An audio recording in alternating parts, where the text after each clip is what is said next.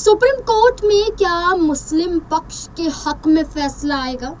क्या supreme court के जज जहां सीजेआई बीआर गवई के नेतृत्व में 2 जजों की बेंच द्वारा सुनवाई की जा रही है, जिसमें बीआर गवई हैं सीजेआई और इसके अलावा जस्टिस जॉर्ज मौजूद हैं। इनके नेतृत्व में सुनवाई चल रही है और इस सुनवाई में कपिल सिब्बल जहां 5 याचिकाएं विरोध में दर्ज की गई हैं, यानी कि कई याचिकाएं 70 से अधिक याचिकाएं दर्ज की जा चुकी हैं, लेकिन महत्वपूर्ण 5 याचिकाओं पर सुनवाई चल रही है। और इन 5 याचिकाओं पर सुनवाई के तहत जहां कपिल सिब्बल मुस्लिम पक्ष की पैरवी कर रहे हैं, तो वहीं केंद्र सरकार की पैरवी सॉलिसिटर जनरल तुषार मेहता कर रहे हैं। जहां मुस्लिम पक्ष मौलिक अधिकारों को छीनने का दावा कर रहा है कि ये कानून मुस्लिम अधिकारों, उनकी स्वतंत्रता को छीनने के लिए लाया गया है।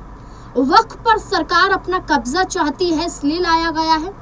सिर्फ और सिर्फ मुस्लिम संगठनों में ही क्यों बदलाव किए जा रहे हैं? जहां 3 तलाक लाया गया, जहां यूसीसी लाया गया, जहां यहाँ पर एनआरसी लाया गया, तो तमाम ऐसे फैसले लाए जा रहे हैं जो मुस्लिमों के पक्ष में नहीं है। सिर्फ और सिर्फ केंद्र सरकार अपनी वाहवाही के लिए या सिर्फ एक समुदाय पर अपना हक जताने के लिए बिल ला रही है। ऐसे में मुस्लिम पक्ष ने विरोध तो दर्ज किया और ये कहा कि हम किसान आंदोलन की तरह आंदोलन करेंगे और केंद्र सरकार को झुका कर रहेंगे।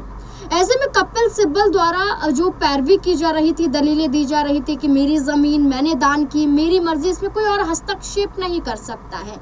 लेकिन इस बीच में जो केंद्र सरकार की तरफ से तुषार मेहता हैं, वो ये कहते हैं कि ट्राइबल एरिया में मौजूद यानी कि रहने वाले अनुसूचित जनजाति के लोग इस्लाम धर्म को उस तरह से नहीं मानते जो अन्य इस्लाम धर्म को मानने वाले मुस्लिम चेहरे हैं। उनका कहना है कि इन लोगों की जमीनों को हड़पा गया है, इनकी जमीनों को जबरन छीना गया और उसके बाद इन्हें वक्फ में दे दिया गया। तो ऐसी कई संपत्तियां मौजूद हैं। ऐसे में दावा वो ये करते हैं कि जो वक्फ बाय यूजर है, जिसमें 100 सालों से अधिक पुरानी संपत्तियां भी मौजूद है, उनका कहना है कि वक्फ बाय यूजर यानी कि जो संपत्तियां धर्म के नाम पर यूज होती हैं, लेकिन उनका ना ही कोई निजी मालिक है और ना ही कोई उस पर हक जताता है, लेकिन वो जमीन खाली इस पर धार्मिक ताके लिए यहाँ पर कार्य किया गया, चाहे नमाज पढ़ी गई हो या कोई कार्य किया गया हो, वो लंबे समय से किया जा रहा है। वक्फ उसे अपने अधीन ले लेता है, वो वक्फ की जमीन हो जाती है।